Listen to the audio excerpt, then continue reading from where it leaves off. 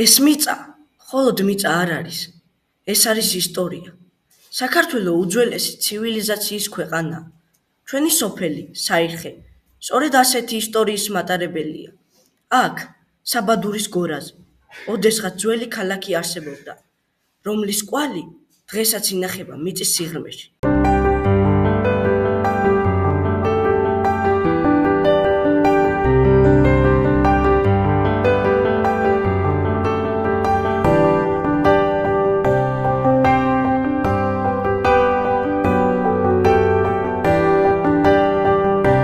საერხის ისტორია მეცნიერთა ყურადღების ცენტრში 1950 წელს მოექცა, როდესაც ერთ-ერთი ადგილობრივის მარანში ტაძრისვეტის ულამაზესი ბაზისი აღმოჩნდა. 1982 წელს კი ჯურხან ნადირაძის ხელმძღვანელობით საბადურის გორაზე ფართომასშტაბიანი გათხრები დაიწყო. არქეოლოგიურმა გათხრებმა დაადასტურა, რომ საიხის ისტორია ძველი წელთაღრიცხვით მერვე საუკუნიდან იწყება, ხოლო მისი ნამდვილი აღზევება და ოქრომავალ ქალაქად ქცევა კი ძველი წელთაღრიცხვით მეხუთე-მეოთხე საუკუნეებს უკავშირდება. ეს არ იყო მხოლოდ დასახლება, ეს იყო ნამდვილი ქალაქი, სადაც ცხოვრება საუკუნეების მანძილზე არ წყდებოდა. საიხეში აღმოჩენილი ნივთები ოქრომავალი კოლხეთის რეალური დასტურია. დააკვირდით ამ ოსტატობას, ოქროსა და ვერცხლის სამკაულები, რომლებიც აქ აღმოჩნდა ანტიკურ სამყაროს საუკეთესო ნიმუშებს უტოლდება. განსაკუთრებით შთამბეჭდავია ვერცხლის დიადემები და ვერძის თავით შემკული ოქროს ყელსაბამი. არქეოლოგებმა აქ ისეთი სიმდიდრე აღმოაჩინეს, რაც მიუთითებს, რომ საიხეში კოლხეთის უმაღლესი არისტოკრატია და ქურუმები ცხოვრობდნენ. ერთ-ერთი სამარხში ნაპოვნი 5 ქალი და 5 ცხენი კი იმრთულდა მასშტაბურ რიტუალებს მეტყველებს, რაც ამ ქალაქის დიდებულებას უსვამდა ხაზს. საერხი კოლხეთის არისტოკრატიის და ქურუმთა საბანე იყო. აქ გადიოდა უმნიშვნელოვანესი სავაჭრო გზები, რაც ჩვენ სოფელს იმ დროინდელ მსოფლიოს ნაწილად აქცევდა. საერხეში აღმოჩენილი ნივთები აჩვენებს, რომ კოლხეთი მჭიდროდ იყო დაკავშირებული როგორც აღმოსავლეთის, ისე დასავლეთის ცივილიზაციებთან. აქაური აღმოჩენების მასშტაბი იმდენად დიდია, რომ მას ხშირად ჰაინრიხ შლიმანის მსოფლიო მნიშვნელობის აღმოჩენასაც კი ადარებენ. ეს არის ადგილი, სადაც კოლხური კულტურა თავისი განვითარების მწვერვალზე იყო. ესე თუ იერის საზღვარზე არსებობს ერთი ქალაქი, რომელსაც ეწოდება სარაგე. ჯურხანი პირველ მომავალში თქვა, რომ შეიძლება სარაგე დაუკავშიროს საიხეს.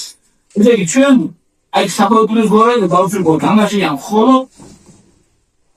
სამაროვანი. ანუ ეს არისტოკრატია, სადაც იკრძალებოდა ისაბილე ნანაშია.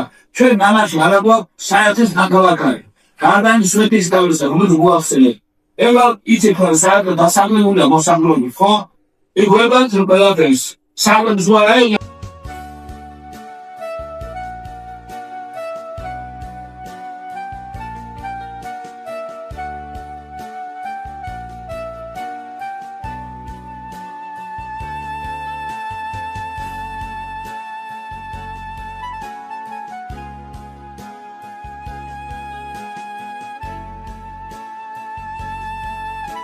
აი ის ისტორიული წამებიც, რომლებიც ვიდეოფილით არის შემონახული.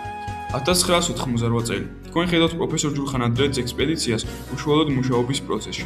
ეს არ იყო მხოლოდ არქეოლოგიური გათხრა, ეს იყო ეროვნული მოვლენა. იმ დროს, როცა ეს სამარხი იხსნებოდა, მთელი საქართველოს სუნთქვა შეკრული ადევნებდა თვალს, თუ როგორ ამოდიოდა მისდან ჩვენი წინაპრების მიერ შექმნილი საოცრებები. ეს კადრები გვახსენებს, რომ ჩვენი მემკვიდრეობა არ არის მხოლოდ მუზეუმში შენახული ნივთი. ის არის ცოცხალი მეხსიერება, რომელიც მეცნიერების თავდაუზოგავი შრომით დაუბრუნდა ხალხს. სწორედ ამ ადამიანებმა გახადეს შესაძლებელი, რომ დღეს ჩვენ ასეთი სიამაყით გვესაუბრა საერხის როგორც კოლხური ცივილიზაციის უდიდეს კედელზე. საერხის აგანძურის უდიდესი ნაწილი დღეს საქართველოს ეროვნული მუზეუმის ოქროს ფონდს ამშვენებს. იქ თბილისის ცენტრში მსოფლიოს სხვადასხვა კუთხიდან ჩამოსული სტუმრები აღტაცებით ათვალიერებენ ჩვენი მიწიდან ამოღებულ კოლხურ საგანძურს. ამასთანავე ჩვენი რაიონის ისტორიის ნაწილი სათუთად არის დაცული საჩხერის მხარეთმცოდნეობის მუზეუმშიც.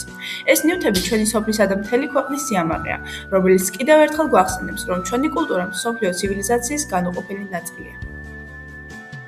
ჩვენი ფესვები მსოფლიო ცივილიზაციის სათავებთანაა. ჩვენი მოვალეობაა ვიცოდეთ ჩვენი ისტორია, შევინარჩუნოთ ჩვენი მემკვიდრეობა და მომავალ თაობებს გადავწყვეტ. ვინც საკუთარ ისტორიას იცნობს, ის მომავალსაც უფრო ძლიერს ააშენებს.